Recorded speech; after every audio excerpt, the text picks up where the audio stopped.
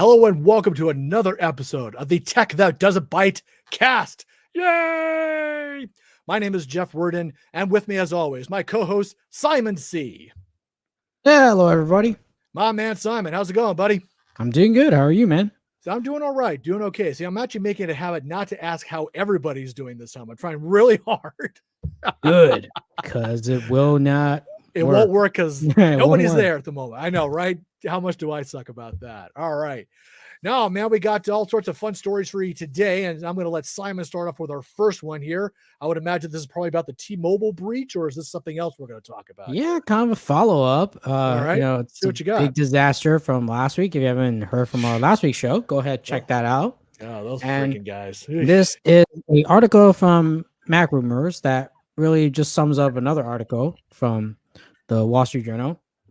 So T-Mobile recently suffered a significant data breach that saw sensitive data for more than 50 million current, prospective, and former customers stolen. That's a lot. Yeah, I'm one of the 50 million probably. So yeah. Lucky us. Yep, lucky us. And even I think last week reported it was only 40. Yeah, they probably haven't really nailed down the number just yet to kind of figure it out, but whatever. I mean, it's in the millions. Breach is a breach. It's a lot. If it's you probably got screwed, whatever. Go on. Exactly. So John Binns, a 21-year-old American who lives in Turkey, told the Wall Street Journal that he is responsible for the attack. Wow, it's a pretty ballsy move to just admit it. Well, if you're in Turkey, unless they have an extradition policy, they're not getting him anytime soon. So, yeah. Binns said that he discovered an unprotected router in July after scanning T-Mobile's known internet access for weak spots. He used the unprotected router to access T-Mobile's data center located in Washington, where stored credentials provided him access to over 100 servers. He said he initially panicked because he had access to something big. It went on to claim that T-Mobile's security is awful. It took him about a week to sort through the servers to find potential data on millions of customers, and he downloaded the data on August 4th. On August 13th, T-Mobile was informed that someone was selling T-Mobile customer data, and T-Mobile confirmed the breach just days later. T-Mobile has since said that data from more than 50 million customers was accessed. Stolen data includes customer names, dates of birth, SSN, ID cards, and licenses. The Wall Street Journal took steps to confirm that the hacker selling the data was Binns, using his IRDev online alias. Binns told the Wall Street Journal that he hacked T-Mobile to generate noise and get attention, as he had allegedly been the victim of an illegal kidnapping that saw him taken to a fake mental hospital in Germany. Binns would not say whether he had sold any of the data that he stole, and it is not clear if he had any accomplices. The Seattle office of the FBI is investigating the hack. Affected T-Mobile customers can receive 2 years of free identity protection services through McAfee's ID theft protection service, and can implement account takeover protection features. Jeez. Wow. Dang. So some guy who's arguably mental hacked into T-Mobile and took all that data, sold it just to make noise that he had been kidnapped or allegedly kidnapped and placed in a German mental hospital. Wow. Yeah, it's a definitely crazy. Dang. I don't even know what to say about that. It's yeah, that part's like, okay, he obviously this person did it for attention. Yeah, but he definitely got it. Yeah, can't excuse the fact that there's an unprotected router in T-Mobile's. Well, no, I agree. Yeah, no, what? Like how? It's unfortunate that this guy didn't think, hey, you know what? I found a breach. Let me tell you about it.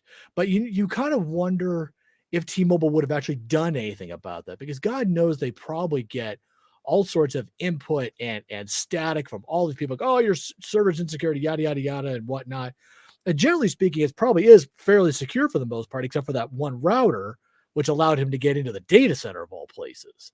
Right. So I mean, I don't know how many routers that T-Mobile has to deal with, but I mean, if the commercials are any indication, there are routers all over this country and obviously all around the planet. That is a lot of routers and data centers they have to look after.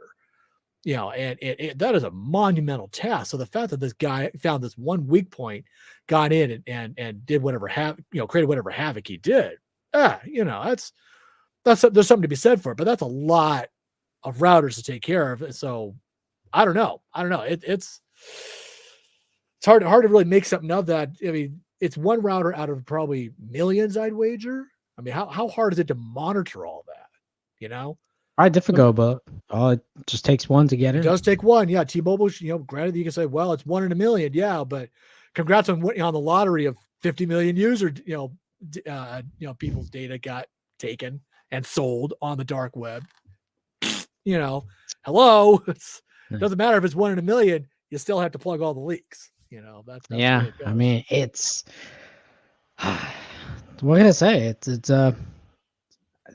I remember this. It's not the first time this happened. Right. It's definitely not the first time. Yep. Won't be the last either. Don't exactly. even kid yourself. It will not be the last either. Absolutely. So won't be the last either. Yeah. Let's move on to our next story. And All next right. story is kind of follow up. Not really a follow up to this, but still related in more the cellular area. We are going to look at the fastest mobile networks of 2021. This is from PCMag. This is their yearly mobile network speed test, where they travel to different locations across the country. And we are based in the States, so it might be a little bit different if you live in a different country. So this is mostly for the US. But if you do live in a different country, and you have 5G, let us know which network has been working for you. So yeah, just leave your comments below. For sure. Yeah. So let me go back to the main article first. Let's go back to the fastest. Oh dear lag. Find it. Where is it? There's LA right there with the one we care about, but yeah. Let me go to the main page. All right, here we go. I just need to get rid of the word LA. So So this is the overall result. No, I'm not going to read the article as much because there's a lot to cover. You can actually check on different locations to see which network works best in your location. Right. So their methodology is a little bit different. They do a overall score, not just on speed, but also they calculate speed, download and upload, and then latency and also network availability, and just average out that score. If I'm correct. Yeah. Something like that. It seems even I was a little unsure about this, but yeah. It go on.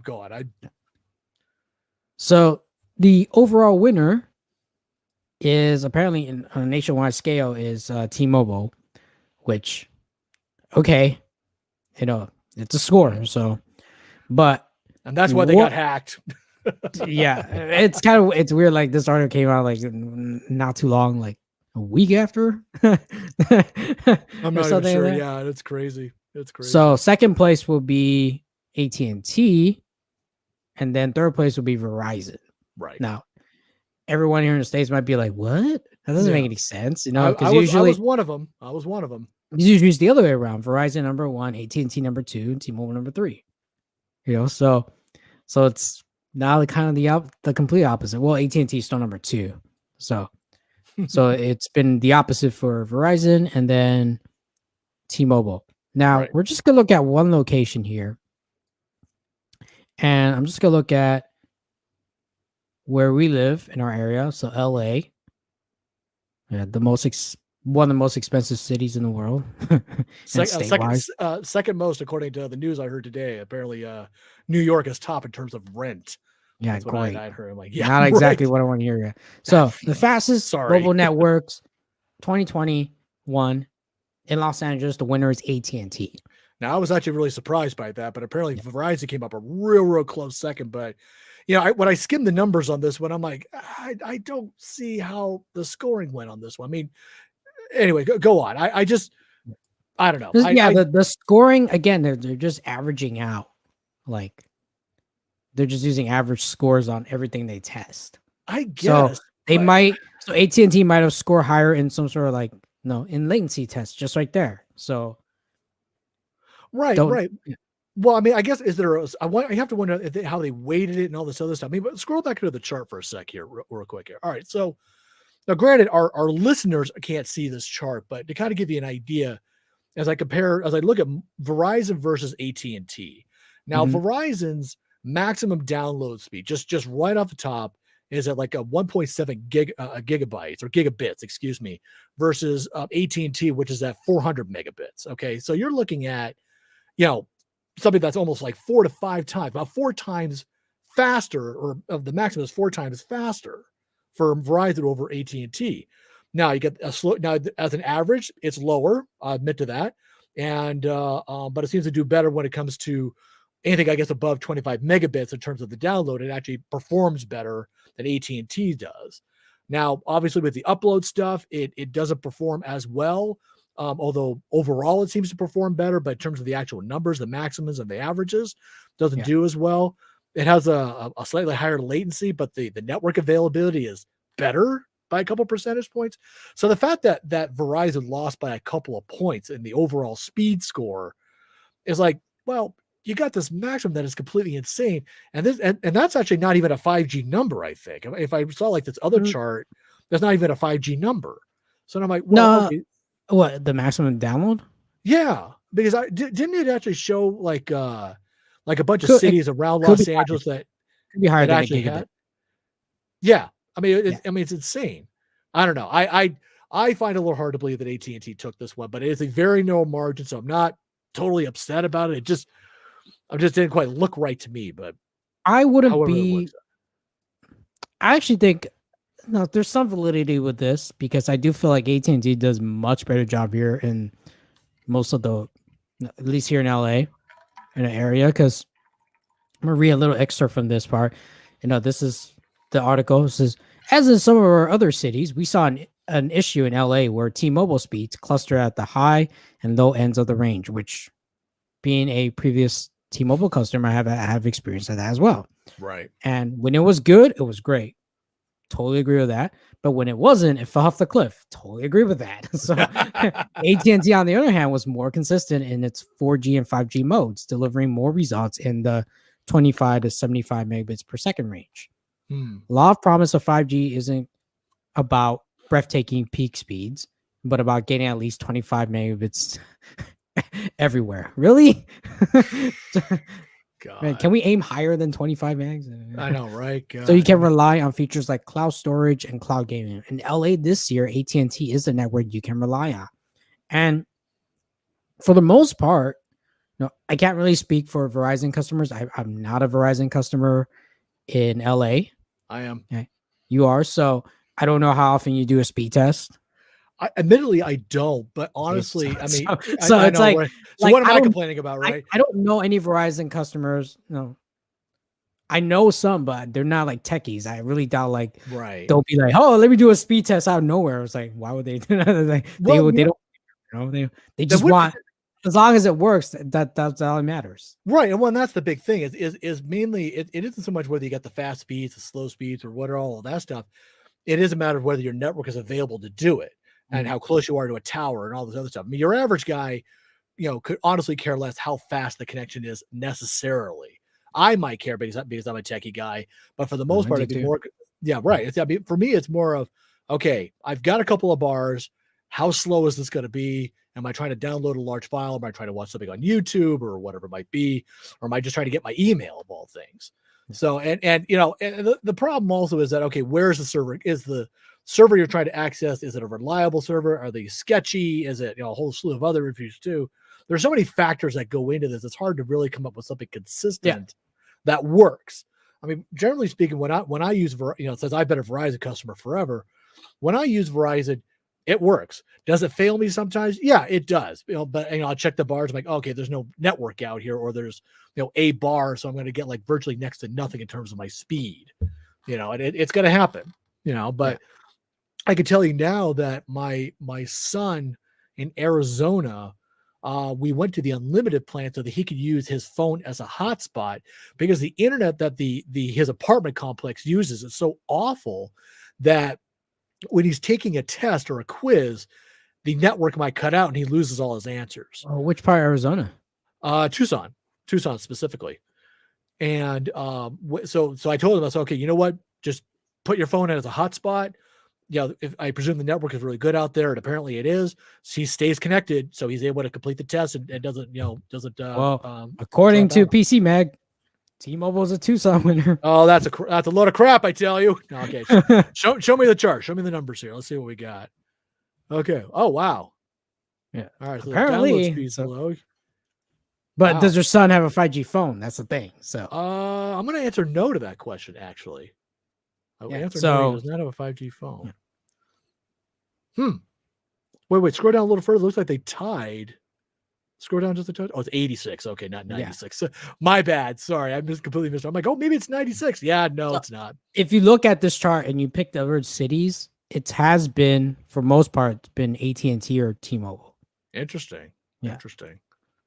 But for me, it's like, I just choose the locations that I go to, which is LA, occasionally San Diego in the summer. But for one, I'm not saying I'm not AT&T customer. I'm using their towers through an MVNO, so technically counts. But for someone that's been on the T-Mobile network for quite a while, or I would say 5+ years or more, right? It just, in our area, it just doesn't go up; it just stays down all the time. Yeah, like the download speeds are not fast. They're fast in the middle of the night, like 2 a.m, because no one's using the network. Like, that's great, but there's a reason why it's fast, because no one's using it right now. Right. Like, once the sun comes up, everyone starts working, like, it freaking crawls to like, it's like, oh gosh, like, really?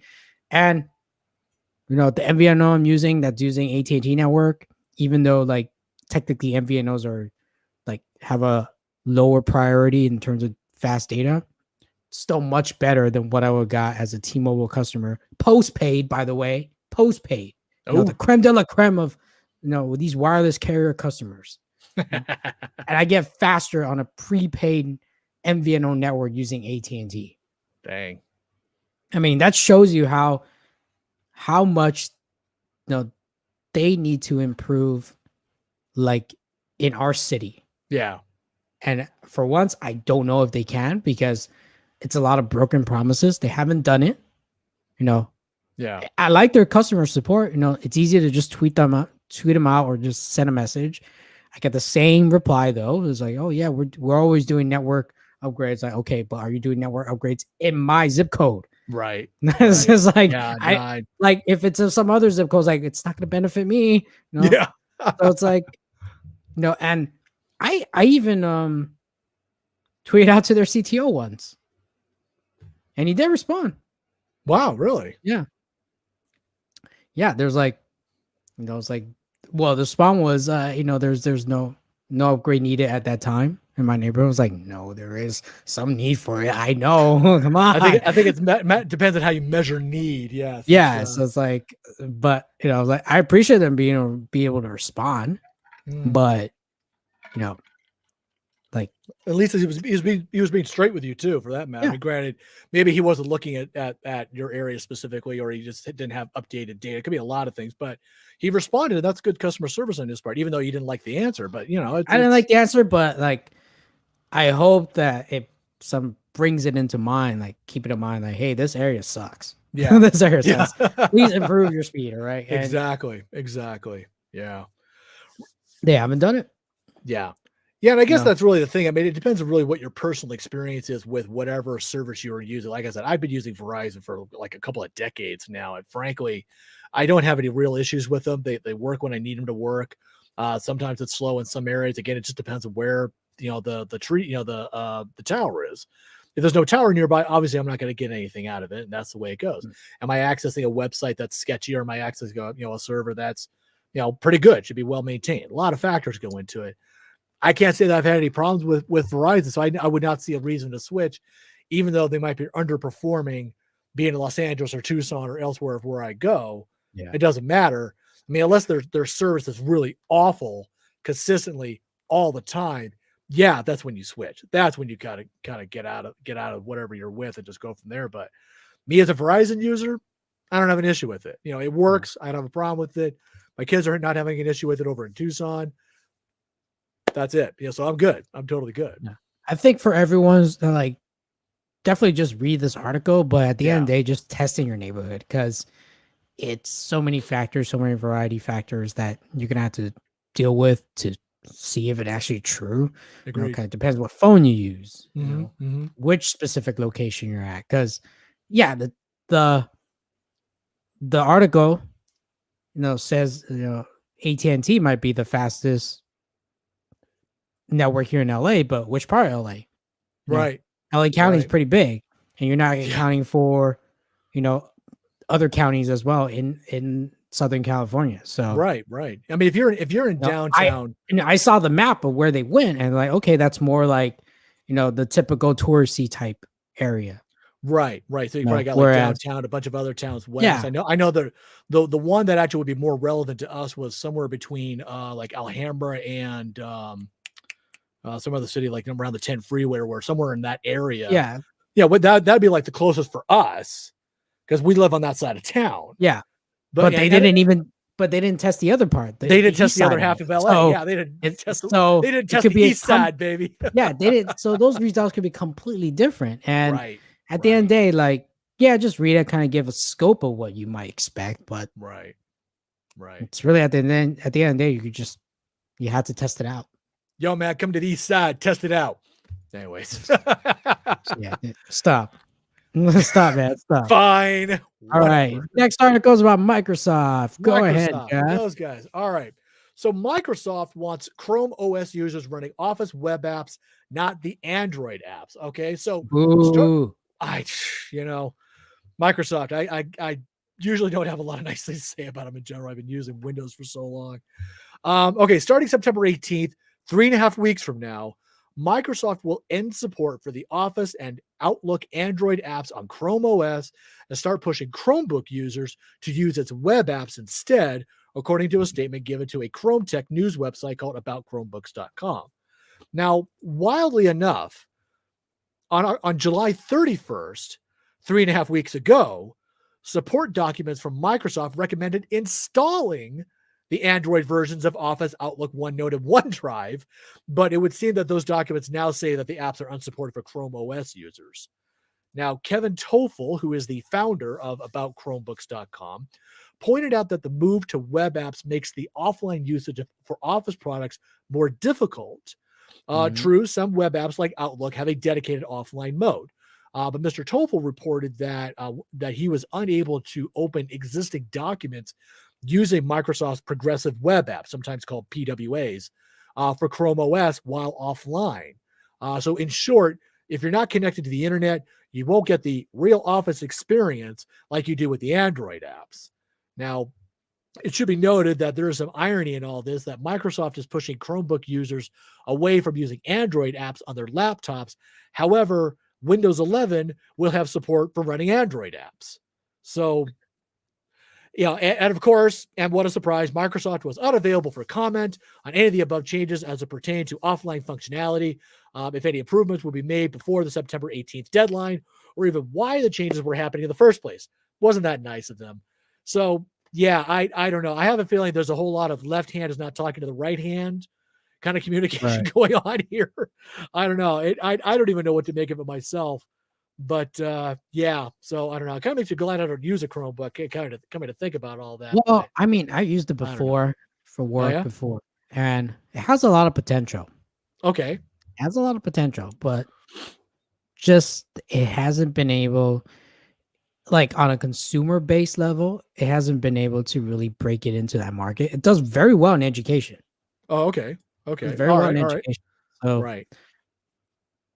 for education, it's very perfect with what Google does. You know, Sure. you know, it's also good that's stripped down. You know, because students can be very distracted with a full size laptop running a really major OS. So they could be really distracted. So having something like Chrome OS, it's very dedicated to more educators and education. So it's Mhm. good. But I think it's dumb that Microsoft is doing this. It Because sounds like they don't even know what they're doing, and there are a couple of departments that are not communicating very well with each other. I think it's Well, I think for me, like if Chromebooks are used in businesses, this will be pretty bad because I know most businesses use Microsoft Office. Right. No, Well, that's kind of a but standard. I on the mean, education side, might not really impact them that much because most educators will be using Google Workspace or Google Suites. right, right, right, right. So, and they get most of their students or teachers will use Google Docs, Google Slides, Google Spreadsheets. Yeah. So, but like if Microsoft want to do this, want people to on the Chrome OS to move it to, want people to use the web version of Office, fine. But don't break compatibility. Make sure everything works. Yeah. Maybe have a way to use it in offline mode as well. I think that's really the big one is that as long if you could use it in offline mode, then you're in good shape. And that I think that'll help out a lot, especially for all existing documents you happen to have stored in your hard drive. If you can't access that stuff through an online office suite of applications. You gotta think Chromebooks don't have a lot of storage space to begin with. They're What not what does well they're no will not be out with 500 gigs of storage or anything like that. They're not. well, All right. well, be that as it may. I mean, you could always put everything on a thumb drive. I assume just pop it into the side, and you can pull your documents off that way too. I mean, there's a lot of ways to go back and forth about it, but either way, you would want to have that offline mode availability so you can access older documents, newer documents you created somewhere else. One day we should get a Chromebook to test. I'll let you test it and see how you like it. Yeah, okay, sure, sounds great. See how you'll understand why this is who is built for. It's definitely Good not to know. built for guys like or people like us, techies. Yeah. You'll see why. You'll see why. Okay. You'll see if we ever get a Chromebook. You'll see why this is so much better for education.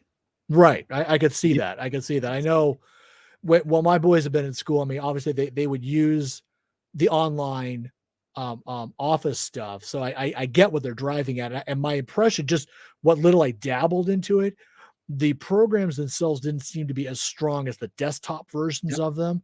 And I know having been worked in an office for a number of years, that my usage, especially of Excel, because God knows I use Excel like it in ways that probably it shouldn't be, but I know how to work stuff in it. I can look stuff up, find it, test it, make it work.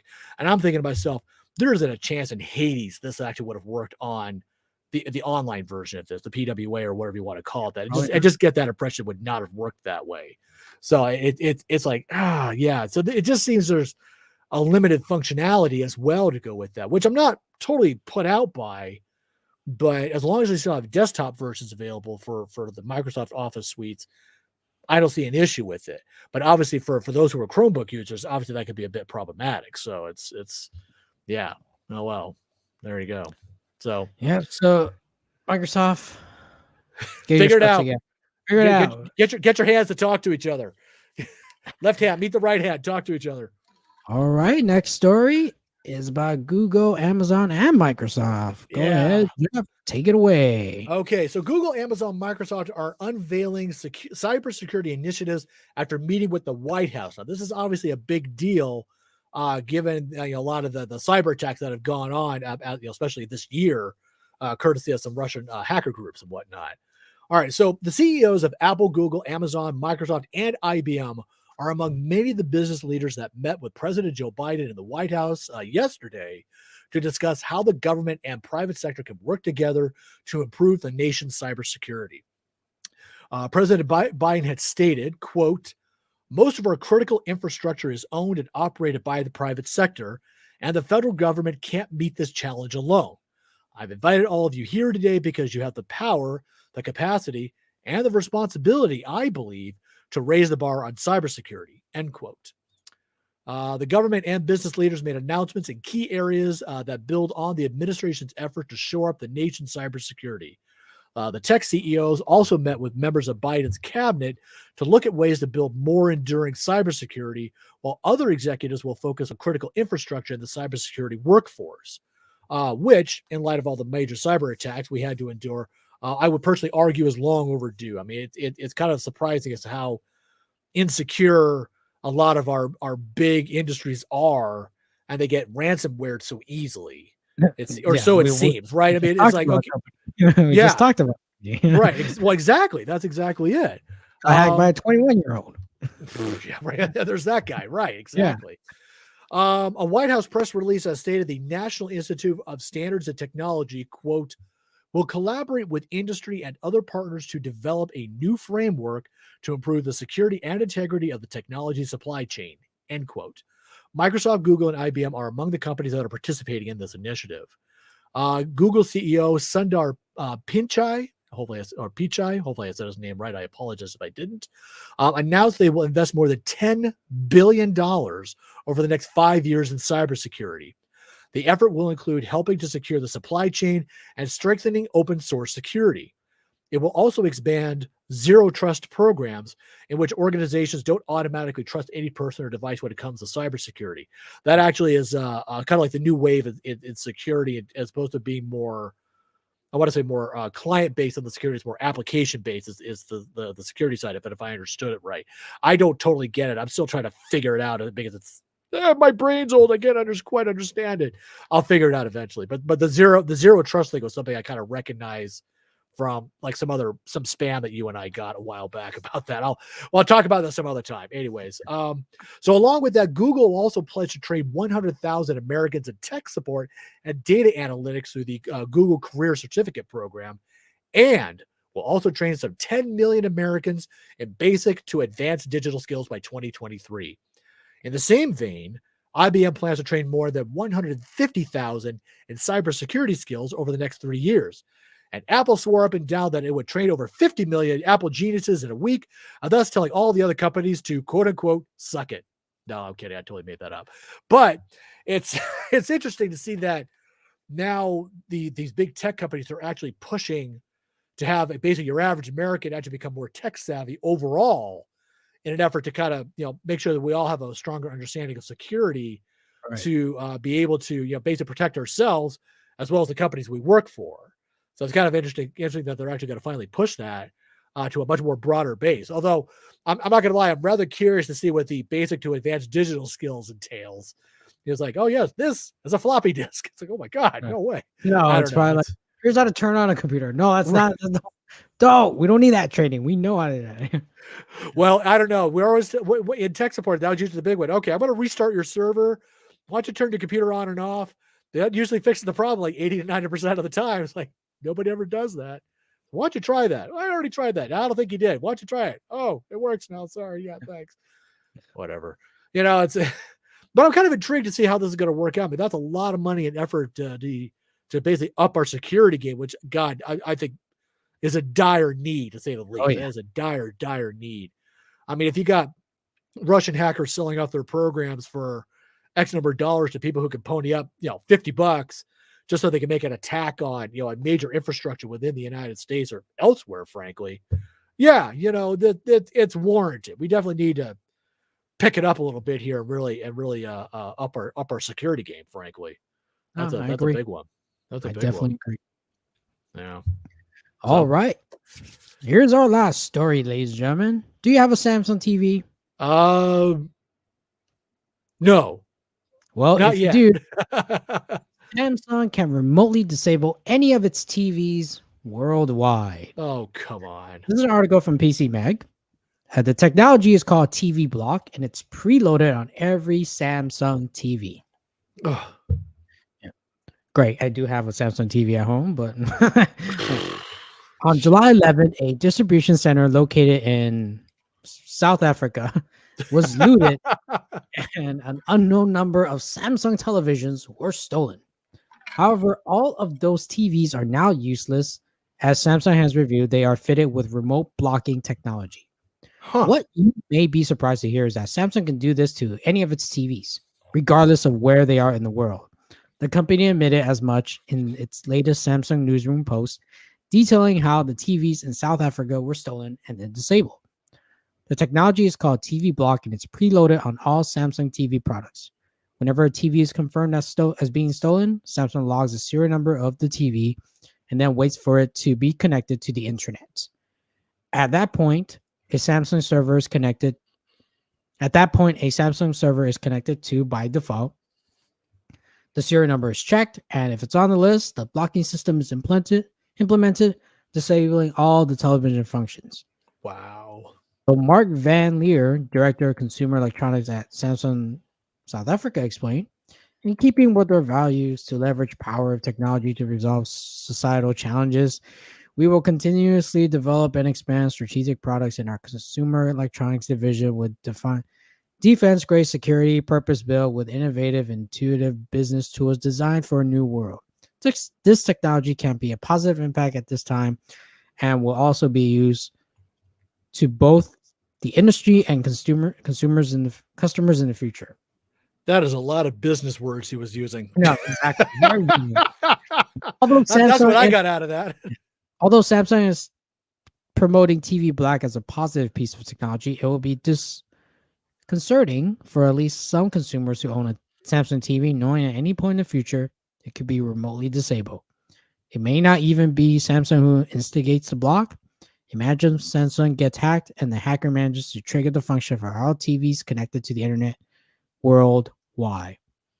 Of course, you can prevent this from ever happening by not allowing your Samsung TV Connect to the internet, instead purchasing a separate streaming device to access different services. That would solve that problem in a big way too. Yeah. That is entirely So true. my Samsung TV does not have internet capability, so I'm good with that. Yeah. Oh, thank God for you. So if somebody steals your TV, they get to actually use it. That's great. Yeah. Good for you. Yeah, but I mean, we can't really single out Samsung in this because I'm pretty sure every other device that we have that's internet capable probably has that functionality somewhere. It makes sense that they would have that. I agree. I never really thought that far as like every bigger TV that connects to the internet should, could, or I should say could, and maybe does have like kind of TV block technology in place. I'm looking at my Fire TV right now. Oh yeah? Yeah, that probably has it. Who knows? Yeah. It's Amazon. So yeah, that's right. They're more Big Brother than Samsung is usually, but yeah. So yeah, Oh, I mean, man. it's one of those things where we don't know about it until someone discovers it, and then Samsung released a press release because they got caught with this. So it's like, again, just be upfront with your customers. These companies, just like second time a company has to really own up to it because they got caught doing something true. That but shouldn't be doing. You wonder though if say Samsung says, just as they put out their new TVs and whatnot, they say, all right, we have TV block. It's an ability that if your TV ever gets stolen, we can block it so that it doesn't work anymore, period. And you wonder whether or not that would be received well by consumers. Just on the whole, it's like, well, I don't want Samsung blocking my TV on a whim, which arguably could happen. I'm not suggesting that Samsung would do that, but all it would take is like as a typo of some kind on the serial number, something your TV gets blocked instead of the one that got stolen. And how much of a pain in the butt is it to actually get that unblocked? See, that's the other part of it too. Yeah, you got to call and then like probably customer support is like, we don't know what you're talking about. Yeah, we have no idea. Exactly. TV block, that's stupid. I mean, whatever. TV block about it. Samsung. Oh yeah, I work here. Yeah, right. Oh yeah, exactly. And then you got to go through the whole rigmarole of saying, no, look, my TV is still in my living room. It wasn't stolen. There's a typo problem. What's the problem with it? Or God forbid, the people who actually have the blocked TV go, oh, the TV must have died. I need to get a new one. Right. And then they do it that way, so they're out, $400 or $500 or whatever it costs for another TV, depending on what they get, and how much does that suck? Because you're not going to know the difference. A lot. Unless it actually says your TV's been blocked, dork, because you stole this or whatever, and however that might work out. It doesn't sound like there's a way to get around that in terms of if a customer gets screwed on it. Yeah, because it doesn't sound like there's a way around that. Do you have an internet connected television? I do actually. Yes, I do. I do. What brand? I want to say LG. So they probably have something on there too. Who knows? Yeah, we just don't know. We just don't know because they haven't been caught yet. Well, yeah, exactly. And you know what? I may just have to call them out. Hey, excuse me, guys. I'm just curious. Just top of my head. Yeah, I don't know. It's not a bad idea. It's not a great idea. It's not a bad idea. I agree that a little bit. Depends how they handle the idea. Right. Either they keep it a secret or they be straightforward with you. Right. as a Being, I think there was probably a lot of discussion whether they should keep that to themselves or not. I bet there was a lot of discussion about that. And they probably felt that turning off the TV or remotely blocking and whatnot was probably better kept under wraps so that if it gets reported as stolen, they can just flip a switch, the TV stops working, and the guy who got it or stole it or whatever can't use it anymore, or whomever he sold it to. If the guy's just, some guy stealing TVs and he sells it to somebody else, the other guy gets screwed and doesn't get the fruits of the labor and winds up going back, maybe narcs on him to the cops or whatever it is. I mean, there's a lot of problems that it creates just on that end of it, which is not the customer's problem or I'd say the original customer's problem or Samsung's problem, but it can create problems on its own just from a crime side of things. But whatever about that. But yeah, and on top of that, if you're smart enough and you know what you're doing, you could probably crack open the TV and look for the TV block device, assuming it's some kind of hardware component that you can get in there, probably pull it off, and boom, you can, now you can access the TV again. Just break your TV. Just break your TV. Hey, I do it all the time, man. It's got a hammer. No, I'm kidding. Yeah. Just don't connect to the internet. Right. And if you don't report the TV stolen or whatever, the other guy still gets to use your TV anyways. I mean, I don't know. I don't know. I don't know. There's a lot that goes around it. I'm not sure being upfront from Samsung's standpoint would have necessarily been better than keeping it secret. I'm not entirely sure about that. I'm the first guy who will probably tell you that, being upfront, being honest about what your products can and can't do. Yes, there are possibilities to address. Like the Apple AirPads or whatever. The AirTags. The AirTag, excuse me. Thank you. They say, oh no, we have, anti-stalking technology on it. You and I have obviously tested this. It's still a bit problematic and whatnot. Granted, if they've done the updates like you said they do, we do need to go out and test that again. But they actually released a new update today. Oh, another one. Okay, great. Yeah, I don't know when we get it. Right, yeah, whatever that happens. Wow. So I don't know. This year, next year, who knows? Right. Took about a month last time. So. Oh, jeez, God, that was ridiculous. But again, we'd have to go out and test it again. But see if the stalking technology still works on it, or we will test it once Apple released some sort of AirTag app for Android users, because that's something that they're developing. Right, and I'll definitely download that and check it out sometime. When it's out there. But yeah, but I mean, it's just honestly I think for Samsung, if they had been upfront about it and just simply say, look, we have this TV block technology. If on the offhand chance that, God forbid, your TV gets stolen, let us know. We'll turn the TV off so the other guy can't use it, and they have to chuck it. Now we'll give you $100 credit for reporting it or something dumb like that, so they could buy another Samsung TV. They could have totally handled it that way. That might have been a better way to go about it, possibly, instead of being secret and getting caught with their hand in the cookie jar. But by the same token, they probably felt, do we really want to tell people that we could turn off everybody's TV on a whim? Do we really want that information out there? There was probably a lot of discussions about that. So I don't know. I don't know. There's a lot of ways they could have spun that, and it's hard to be sure. I'm on the fence about this one. I got nothing else to say. Nothing else to say. That's because I pretty much said it all. That's usually how I am, I'm sure. Exactly. All right. Is that it? I think that's all we got for today, isn't it? As we have for this week. All right. Well, ladies and gentlemen, thank you very much for joining us for another episode of the Tech That Doesn't Byte Cast. I'm Jeff Worden. With me is Simon C. Please come and visit our website at TechThatDoesn'tByte.com, where we've got all sorts of other links to our Bytecast, to reviews, learn a little more about how awesome Simon and I are, and come and also subscribe to our YouTube channel. Like, subscribe, get notifications, so you can be one of the first people that know that we are on the air, live and in charge, just like we are right now. Absolutely. And also, if you're listening to us on your favorite podcasting app, thank you so much. Feel free to leave a review there. And if you are not, maybe some of your apps or some of your favorite podcasting apps don't have us on your list, let us know. Please, we'd love to let them know, and so we can get out there and spread ourselves like a virus. I mean, in a good way, in a totally good way. His words, not mine. So. Yeah, right. Exactly. Well, ladies and gentlemen, thank you again for joining us today. Have a great one. Take care of yourselves. Yep. Bye, everyone.